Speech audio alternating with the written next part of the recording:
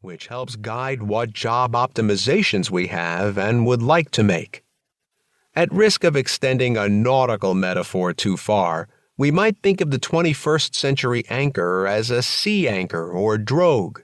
In this context, the anchor allows for direction and stability without stopping movement.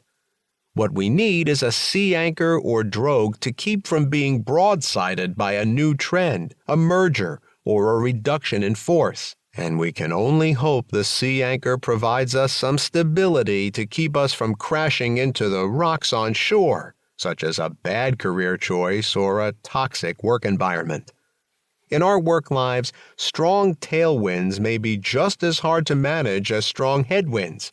In either direction, the metaphorical sea anchor or drogue offers comfort and stability while allowing us to steer and optimize our course. Going forward, career anchors should be thought of as leanings or preferences that will steady us and may change over time. There is nothing cast iron or buried deep about them. They provide stability in tumult and motivation in uncertainty.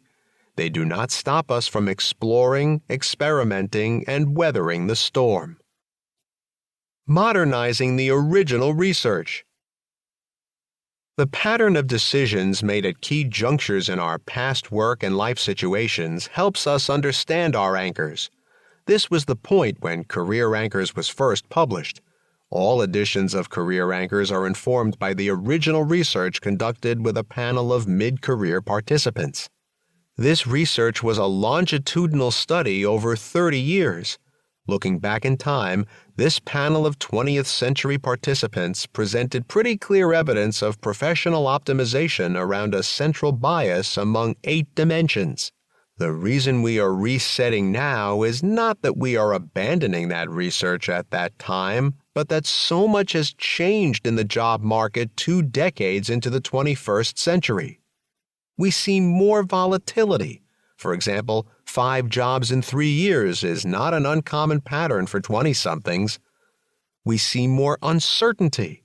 For example, employment at will provides infinite freedom to leave or be terminated as a normal course of business.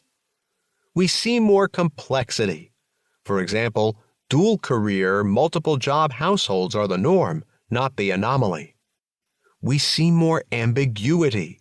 For example, work norms around dress and decorum vary as wildly as do expectations of when and where to get the work done. 9 to 5 is so last century. And lastly, we see more anxiety about integrating life and work as a function of the aforementioned changes, profoundly increased by working from home, COVID-19 lockdowns, and exhausting video conferencing as the best we can do to convene and collaborate while working.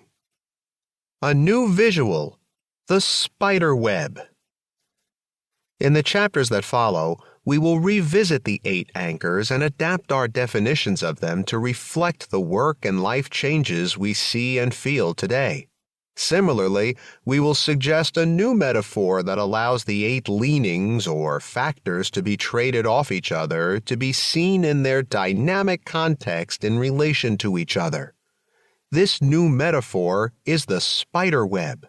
8 dimensions on the spider web or radar chart provide for a visualization of the importance of certain anchors relative to less important anchors. A visible comparison among the 8 anchors is now possible and is detailed and illustrated further on in this edition. We think this visualization fits better in our VUCA world.